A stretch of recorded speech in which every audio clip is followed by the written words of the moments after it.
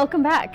This is Anne from Ventura County's Long-Term Disaster Recovery Group, and we are talking about understanding rebuilding plans and permits. So this is part of a series that we are doing, looking at rebuilding after wildfires, based on our experience over the last 4 years, rebuilding from the Thomas and Woolsey fires.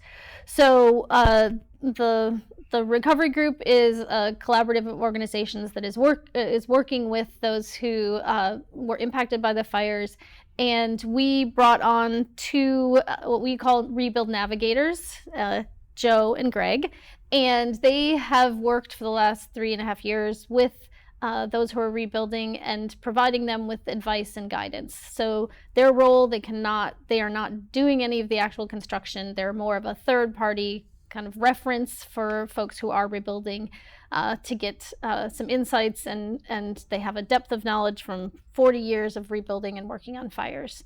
So we work primarily with those who are underinsured or uninsured, and so that's part of what we're digging into in this conversation. And only other caveat to mention is that we everything we talk about is related specifically to Ventura County in Southern California in terms of pricing and regulations. So depending on where you are, it may be different.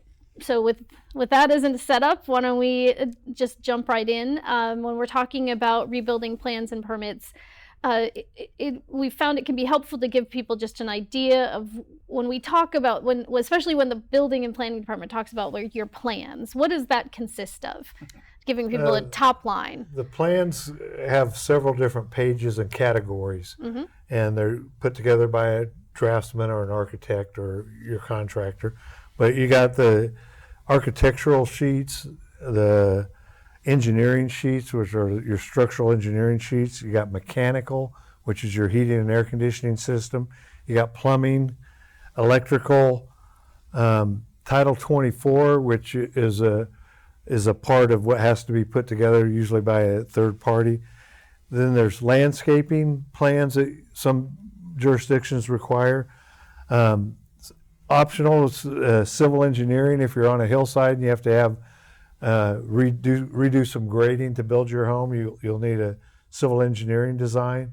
A soils engineer is important, and sometimes optional landscape designs are required. So there's quite a few different plans that have to come together to make that set of plans that they're asking about. And they're complicated. It's a lot of parts and pieces. And I've got one family that I've been working with that they're doing their own plans and drawing them.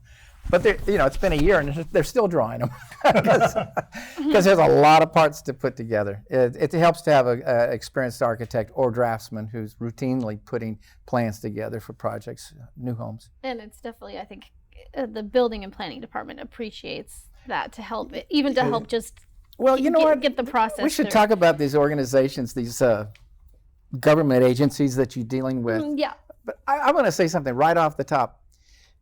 They don't like working with the public.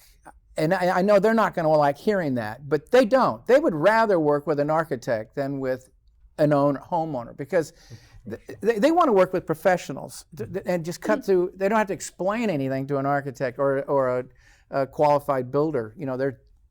It's routine. It's every day. Okay, you're going to have this. Yeah. There. You kind of follow that. Yeah, I understand. They have a language that they can just use to go there. So that's their preference. And unfortunately, like you said beginning this video, we're dealing with mostly people who were underinsured or not insured, and so they're having to do a lot of their own work. And so one of the things talking about, go ahead. They've never built a house before. Yeah. So it's a first most time. people buy a house and move into it. Yeah. Few But build them. the agencies I'm going to run down a real quick list. I've kind of made a real quick list of We've got agencies. notes to try to keep us on track, so keep going. But one agency that you probably haven't thought of is your own homeowners association. May have rules and regulations that you would have to follow. Yeah. Mm-hmm. All right. The planning department is a part of every city has a planning department. They're concerned about what you build and where you build it on your property, and what it's going to look like and what shape it's going to have. They're more visually and space concerned. Okay. Then the building department their concern is how are you going to build it? They want a set of plans that we just went through and described that explain how you're going to build it. There's a public works department that is concerned about your utilities, things like your street, your driveway, your sidewalks, anything that abuts the city's property. Environmental health is very much involved in if you have a septic system and its use and management, or if you have, which we find in Malibu area, a lot of people have wells, and so that's another area that environmental health gets really involved. Fire department, they're involved. A lot of people don't know your home maybe did not have fire sprinklers in it. Well, guess what? Your new home, it's going to have fire sprinklers, and that means you're probably going to have a much larger water service and line to your house to serve that utility. Then, the other agencies, the obvious ones, you got to deal with the gas company, Southern Cal Edison.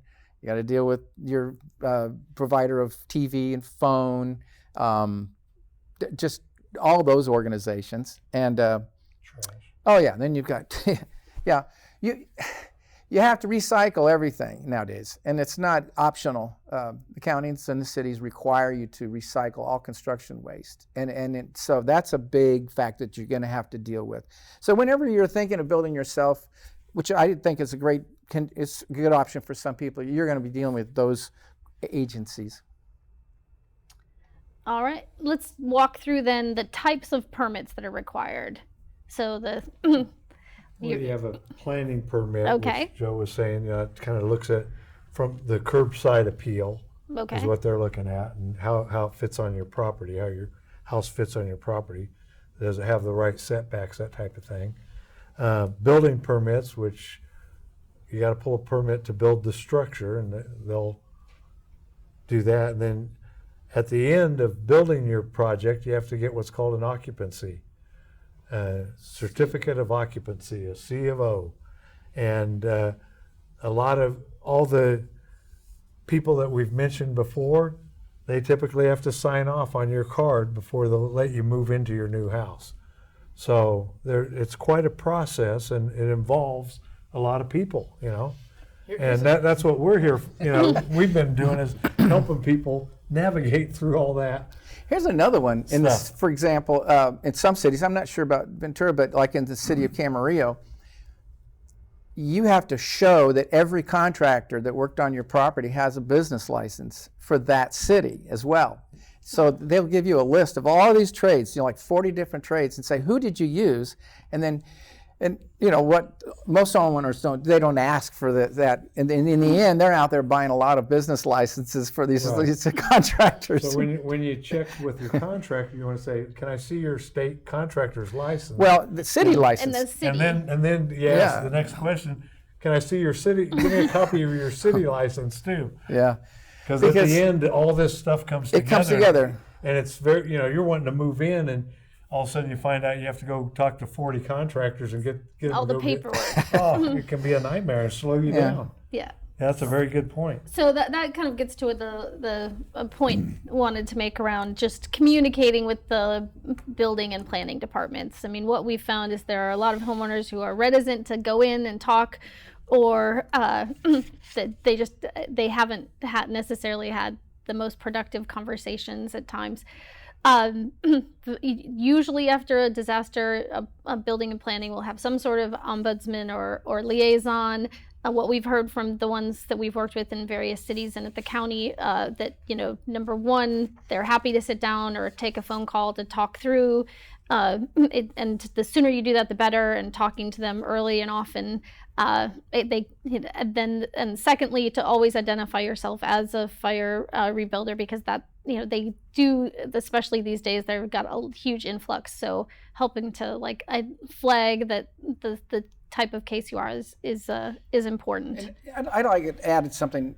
Most of these people in these cities and planning building departments, they're really professional people. And when you hear people say, "Oh, it took forever for me to get a permit," usually it's not their fault.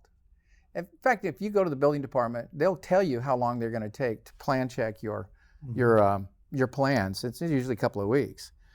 But if there's corrections, then it goes back to all your consultants, and they all have to sign off on that set of plans, and it gets resubmitted again.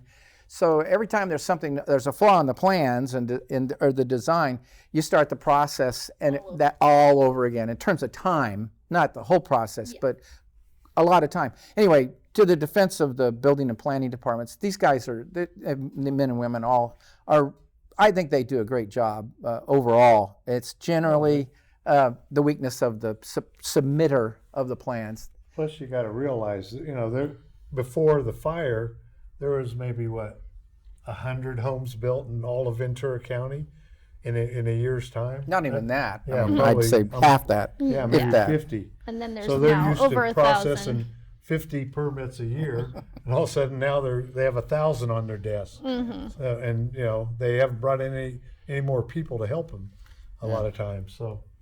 Yeah, and we have found that definitely there's a lot of resources on their websites that have like the checklists of everything you need to know, all of the information, and it's always good to refer back to those, because even though this is something we talk about on a regular basis, I find myself having to go back and double check, like, well, it's been written down, and that's rather than a lot of times there's a lot of myths that are shared amongst the community. Part of our work, as we've done, is to try to help people understand the process and make it a lot more simple and a lot more understandable. And we've gone to the building department with a number of homeowners, Greg and I have, and the planning department, and just helped them through the process. And we're glad to do it, to be a part of the. And there's generally goodwill amongst the folks who are reviewing it, but they do have their things they need to follow. Yep. So,